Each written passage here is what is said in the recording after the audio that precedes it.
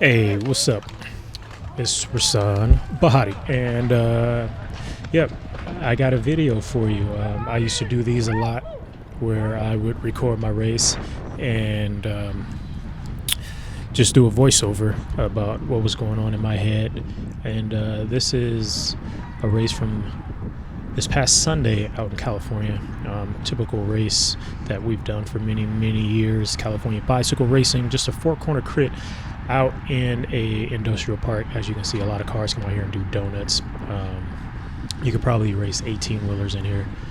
I wish one day actually that they would fence the course off and make it extremely narrow. Look how fast we're going already, single file.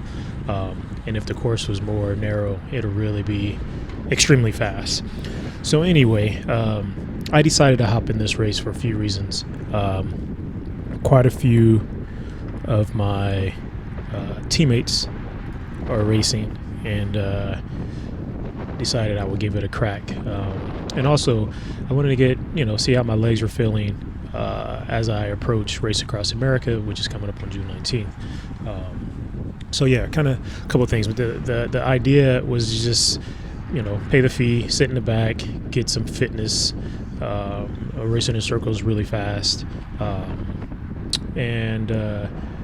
Like my buddy Ron said, he said, "You gonna sit in the back?" I said, "Yeah, I'll sit in the back." He said, "Until the spirit moves you." And I guess that happens sooner than later. So what I'm doing right now is just giving you a preview of the course. It's straightforward, just big four-corner, slight uphill here. It's probably about 2%. You don't feel much of it. I bet you if we raced, 2 hours on it, you would definitely feel it. Every now and then they actually do race 62 miles, 100 kilometers on this course, which is, it becomes quite challenging having to race that long. But anyway, that is one full lap of the course, and we're going to get down to business right here.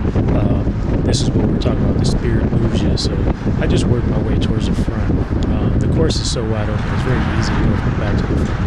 And two goals here. One was to wake the legs up a little bit, feel a little still, just sitting back there. And I wanted to just get to the front. I got to the front at the right time because moves were starting to go. I think it was right after a cream. So there's Jastrap, young kid out of LA, actually San Diego, riding for the wildlife team. He took a digger, but I had some good momentum.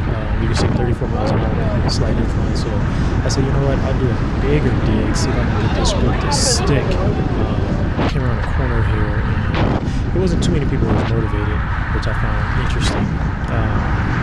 Because the race was kind of full gas at this point, and that's when you want the brakes to go. That's when the aggressive guys should be racing hard and trying to establish a break and put some pressure on the best team there, which is these are the Los Angeles, of course, which has Justin and Corey Williams, arguably two of the fastest sprinters in America. So why not ride hard and try to split that up? As you can see, that didn't happen. Everything is kind of, they say, grupo, compacto. I just slid all the way back to the back again.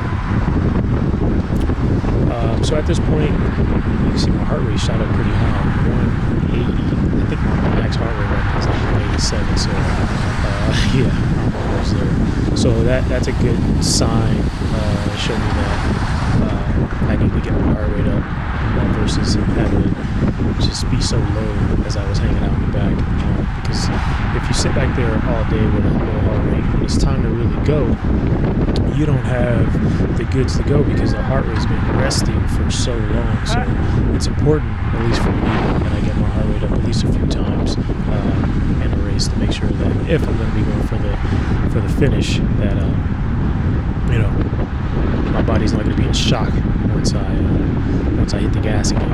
And that's happened. Some of you may have had that happen to you, where you're like, okay, I've been sitting in the entire day, but now it's time to go hard and I can't. My heart rate is just skyrocketing, and that's why you didn't kind of prime it. You know what I mean? So you can see how long stretched out this field is. I don't know how many riders we have there. I would reckon maybe 80 plus, which is a decent event.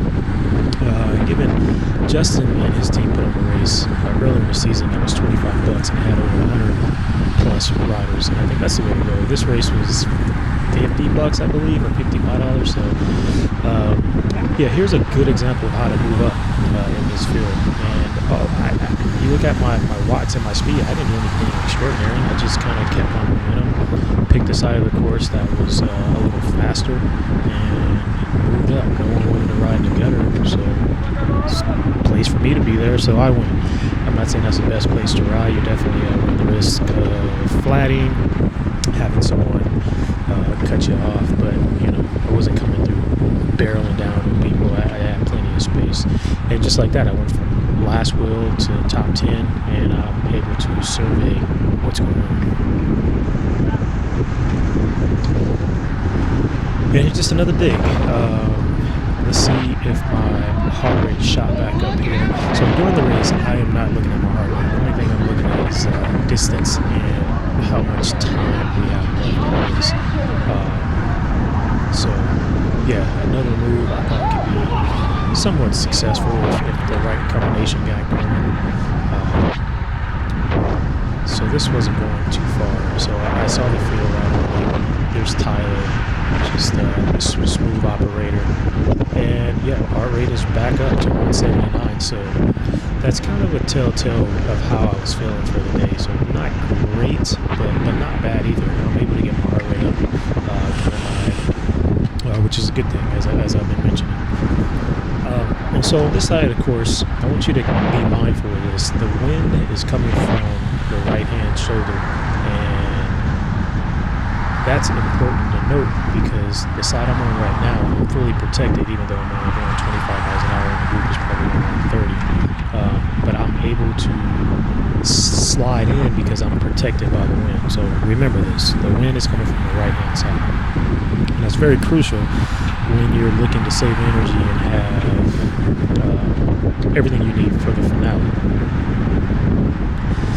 So between here is 3 and 4. It's hard to tell in this video, but there's a slight little riser here as well, which leads you to the start-finish area, which is again, like, I think it's probably about 2%, maybe it's 1.5. So I was telling my guys in the team meeting, it's important that when Legion lines up, that we're the first team right behind them. It's like being the first person at the buffet when the fresh food come out. It always tastes better, right? And you're not getting the leftovers. And I learned this from when I was racing a lot back in the day, where I would do bigger races and I was solo. I had to go up against the health nets, or the United Healthcares, or the Navigators, you name it. And so, if you get there early and the riders and from other teams respect you, you can survive. Sometimes they don't respect you. Sometimes they respect you and they're still going to fight you for the wheel anyway. But oftentimes when you're by yourself, the smartest thing for that team is it's only one person. That one person not going to decide, at least early on, if we win or lose. So there's Ryan again from Wildlife.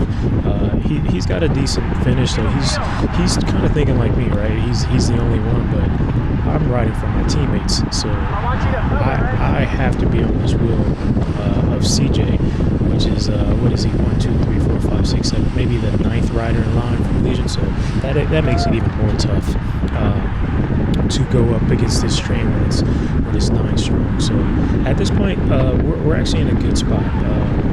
Me and CJ had a talk because he thought I was fighting him for a wheel. I'm like, no, man, I can protect you if you protect me. So as long as he was protecting Justin's wheel and I protected his wheel, I'm taking care of my guys. So as you can see right here, instead of just falling behind CJ, I moved to the left to make sure Charon or Cesar, who we were leading out, had a place to hide.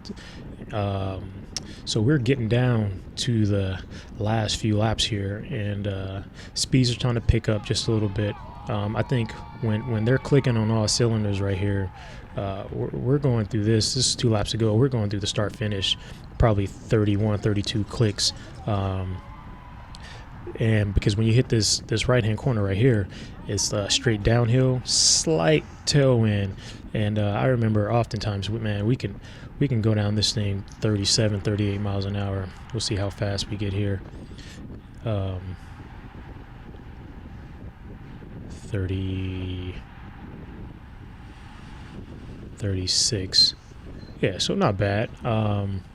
So again, remember I was talking about earlier, Legion was doing a good job of riding the course the proper way, but for some strange reason, they rode left here. And the only logic I can think about is they were maybe trying to protect Justin and Corey from the wind, but they were on the left side. They should be on the right side, because the type of speed that you carry through that bottom turn two, you can literally have a very nice snake out of the right-hander on the downhill, snake all the way back to the right, protect to left, sweep out to the left, and then make the right-hand turn. And so we're coming into one lap to go, and there's Ryan again. I'm just gonna go ahead and watch this, pop him right out the way. That's why it's important you're not hugging the wheel in front of you.